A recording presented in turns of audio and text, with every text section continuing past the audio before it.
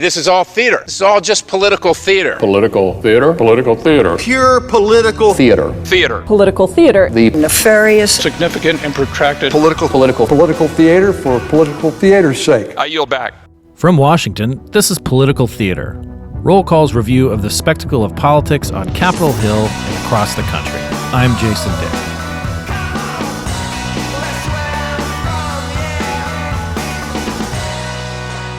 It's almost the 4th of July when Americans celebrate their independence, and yet in the Capitol, we're still dealing with some Confederates among the National Statuary Hall and other parts of the seat of government. The House is considering legislation this week, right before the holiday recess, to remove some of those busts and statues of Confederates and white supremacists and people who were advocates of slavery. It's been a long process to get here. And our own Chris Marquette, staff writer here at CQ Roll Call, has been following this even in days when he wasn't a CQ Roll Call reporter, because he has a background at a regional newspaper down south and saw some of the the context that would serve him well in covering this topic. So, Chris, welcome to Political Theater. Thanks for having me, Jason. So let's talk a little bit about just some of the background. The House is considering legislation to remove some busts or statues of either Confederates or white supremacists this week. It's also part of the legislative branch funding bill because, it is not cheap to move these things around the country, and this makes it a lot easier for the states that donated them or sent them here to figure out what to do with them. But let's talk about some of the folks that are going to be removed from the Capitol grounds. The first one that comes to mind is that Roger Taney, who is a former Chief Justice of the United States, there's a bust of him in the old Supreme Court chamber, which is on the Senate side of the Capitol. That will be removed if this legislation is approved, and it will be swapped out for Thurgood Marshall, who's the first Black Supreme Court Justice. Let's talk about Taney and what he is famous/infamous for. Yeah, so he was Chief Justice of the Supreme Court when they issued the Dred Scott decision, which is arguably the worst decision in the history of the Supreme Court. Right. Yeah. This is the case where Taney wrote it. It was a majority opinion, a 7-2 opinion in which Dred Scott had sued for his freedom. He's arguing that he had, although born a slave, he had lived in a free state, he and his wife. And the decision came down that from Taney's court that he was not only couldn't be considered free, but couldn't be considered a citizen. Anything else Roger Taney did was going to come after that in the obit. Yeah, and Taney would be in this legislation, HR 3005. This legislation would replace Taney with Thurgood Marshall, who's the first person of color to be a Supreme Court justice, and that's something that we saw. If you go to the Maryland State House. Back a couple of years ago, they removed a statue of Taney, and there's a prominent plaza leading up to the State House in Annapolis that prominently features Thurgood Marshall. So this is in keeping with that, and the majority leader Steny Hoyer, being from Maryland, is on this measure as an author. And some points of distinction too. Taney was not a Confederate. He never served in the Confederate Army or the Confederate government. His authorship of the Dred Scott case is what has gotten him, on sort of cross purposes. With some of the what the evolution we see of people's rights, and certainly in the last couple of years, with the the Black Lives Matter movement and George Floyd's murder and so forth. So so as you mentioned, he wasn't a member of the Confederacy. The legislation also does, if approved, would remove all statues of individuals who voluntarily served in the Confederate States of America from display in the United States Capitol. It's important to mention that the legislative branch appropriations report language does something similar, but it specifically points out people by name, and it would direct the architect of the Capitol to remove statues or busts in the Capitol that represent, this is a quote from the report language, that represent figures who participated in the Confederate Army or government, as well as statues of white supremacists, Charles Aycock, John C. Calhoun, and James Paul Clarke, and the bust of Roger B. Taney. So, it has overlap with the bill that's being considered this today, actually, as we're speaking, and then it'll move over to the Senate. So we talked about Taney. Before we talk about two of the Confederate figures from Mississippi, Jefferson Davis and James George, let's talk about the three others that you mentioned. Charles Aycock, former governor of North Carolina, John C. Calhoun, former vice president of the United States, and James P. Clarke, former governor and senator of Arkansas.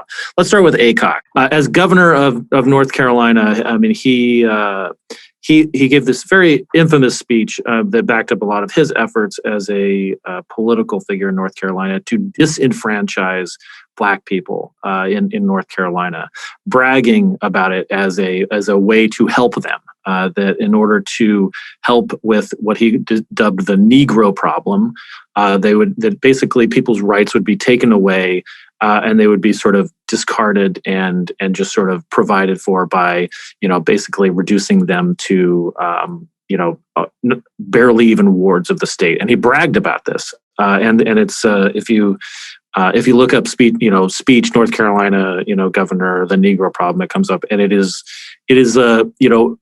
fairly representative of a lot of attitudes of a lot of white supremacists at the turn of the century. This is when segregation had really taken hold after Reconstruction basically was over, and Jim Crow had kind of solidified its grip on particularly the Deep South and the sort of border states, southern states like the Carolinas, and it's amazing because, again, Aycock was known as somebody who pushed universal education for white people, at least, and was known as somebody who helped build a more modern North Carolina after the 19th century. But his truly white supremacist views are particularly odious in the kind of prism of history, and that's why he's on the way out too, apparently. So let's talk about Calhoun, somebody from who predated the Civil War at this point, also not a Confederate, and what some of the things that he's known for. Yeah. So, vice president in the United States, he died before the Confederacy established. But in reporting my story about back on the Mississippi and South Carolina statues in Statuary Hall, one of the history professors that I spoke to, Carol Emberton from SUNY Buffalo, told me that although he died before the Confederacy was established, he basically was responsible for the worldview of the Confederacy, which is white supremacy, all those kinds of things that whites are superior to Black people, and obviously very backwards thoughts. Yeah, he also during his long service in government, I mean, he helped draw up plans to go to war with England in the War of 1812. So he had been in government service for a long time, but had a fairly radical view of states' rights that was picked up later on by many people who supported the Confederacy or served in the Confederacy. I mean, his view on it was that any state could nullify a congressional action because the Constitution was nothing but a compact among the states, and the states' rights ran supreme. And that was one of the prevailing thoughts that where the southern states, the states that seceded, said they picked up a lot of the reasoning there. And again, not a Confederate, but certainly was somebody whose ideas fed into a lot of the Confederacy. And before we get to the Mississippi folks, for which you're the most familiar with, Chris, and let's talk about James P. Clarke just a little bit. He is a former governor and senator of Arkansas, also known for white supremacist views. His family has come out in, sort of as wanting to distance themselves from a lot of his racist views. And this is a case where the House legislation is kind of complementary to what's going on in Arkansas anyway, because in Arkansas has already passed legislation to replace their two statues, one of which is James P. Clarke, with musician Johnny Cash, the man in black himself. I'm stuck in Folsom Prison, and time keeps dragging on. And civil rights icon Daisy Bates. So even though Arkansas had sort of started this process, certainly the authorization in Congress and the money that the legislative branch appropriations bill will provide will give it a little bit of a boost. All right, on to your specialty, being a former Mississippi regional reporter. Let's talk about these statues, but also just give us a little sense of your history, your time in Mississippi, because it was a little while ago, but it's kind of fascinating. Yeah, so in 2015, I covered high school football in southern rural Mississippi, which is called Pearl River County. The paper that I worked for was the Picayune Item. And yeah, that was, an interesting experience.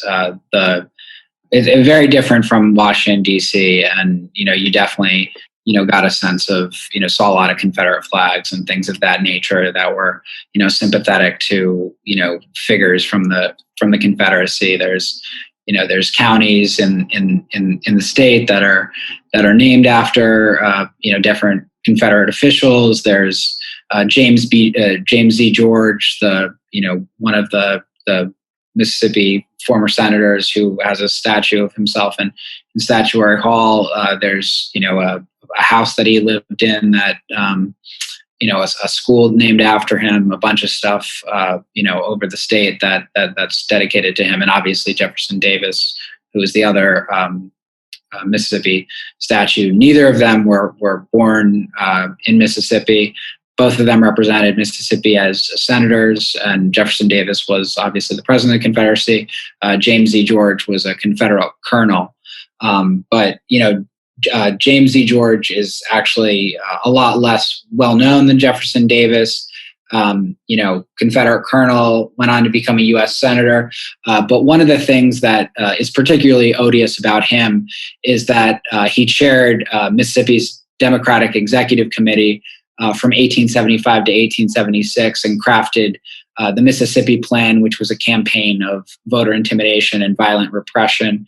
And he's also widely credited as, constructing, Mississippi's 1890 Constitution, which was very, very successful and effective in repressing the Black vote. And that 1890 Constitution that George was widely cited as the architect of effectively reduced the number of qualified Black Mississippi voters down from 147,000 to 8,000. And that was an action that resulted in a white electoral majority in every county. And this is according to a 2017 report by the University of Mississippi's Committee on History and Contextualization. So he was so successful in repressing the Black vote that other Southern states repeated and basically copied his plan in states like Alabama, Louisiana, Virginia, and the Carolinas. So he's really a notorious figure in just quelling Black voting rights. What's so fascinating to me about this history in Mississippi also is that, Mississippi during Reconstruction elected the very first Black person to Congress. Hiram Revels was a senator. And it was almost a kind of a model of like of what, sort of the Reconstruction meant to a lot of people, which is that previously people who were enslaved, people of color, could participate in the government, and that as quickly as it was established, within 20 years, I mean, the hammer came down, thanks to people like James Z. George, and just really quashed any kind of hope for, like there being representation of Black people in Mississippi for decades. And there was also a lot of like political violence, at the polls and things of that nature. And George was a skilled lawyer, and he actually was the Chief Justice of the Mississippi Supreme Court for a bit.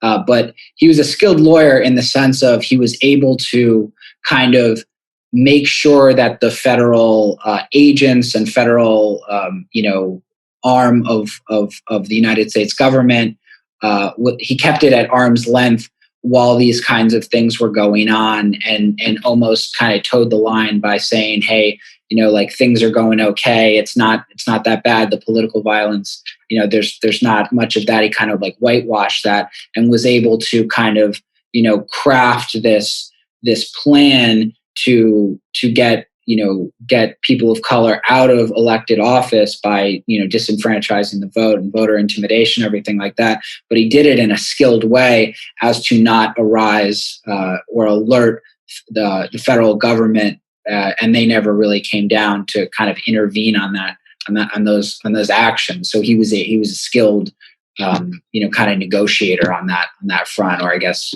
con man, or however you want to frame it. But he was skilled in being able to get what he wanted. And I think it's also important to note that Congress is sort of like the outlier on removing some of these statues, because you mentioned that the Taney representation in Annapolis and in the Maryland Capitol was taken out and replaced with Marshall. And in Jefferson Davis, he was in the Kentucky state capitol for decades and was removed a couple of years back. So, the Congress is like the outlier here. Now they have made some, like changes where the speaker has her authority. She's the one who removed the portraits of former Confederates in the speaker's lobby and so forth recently. That was under her purview, like removing that art. But this stuff we're talking about is legislation. Go ahead. That's a good point. So the National Statuary Hall collection, each state gets to pick two statues that of a person that best represents their state. Mississippi selected Jefferson Davis, the former Confederate president, and James E. George, former Confederate colonel, and author of a plan that disenfranchised so many Black people. To remove these statues, and to your point, it requires the state legislature to pass a resolution, and the governor needs to sign off on it of each state for each statue.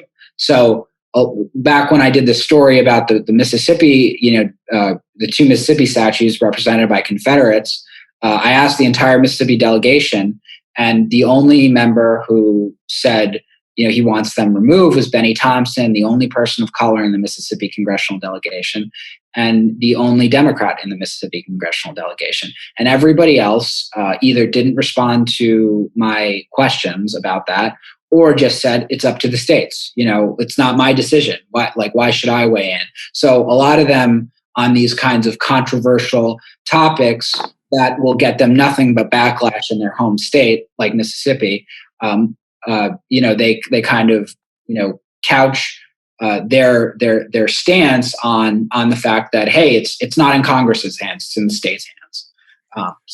Which is a little bit of a cop-out, because they are there to represent people in their states. But we can continue to hold their feet to the fire, because then the question becomes, once these statues are removed, who do they get replaced with, which is another sort of interesting question, and whether or not if they're somebody who is sort of appeals to the broader spectrum of the state or doesn't. So it seems like this fight, I don't know, you probably get some people saying like, oh, this is cancel culture or whatever. But as you've, stated through, we're looking at, almost to the dawn of the Republic, we've had these fights, over over white supremacy, over states' rights, over however you want to call it, voting rights. And this is just the latest iteration of it. It's not by any means, just something that, kind of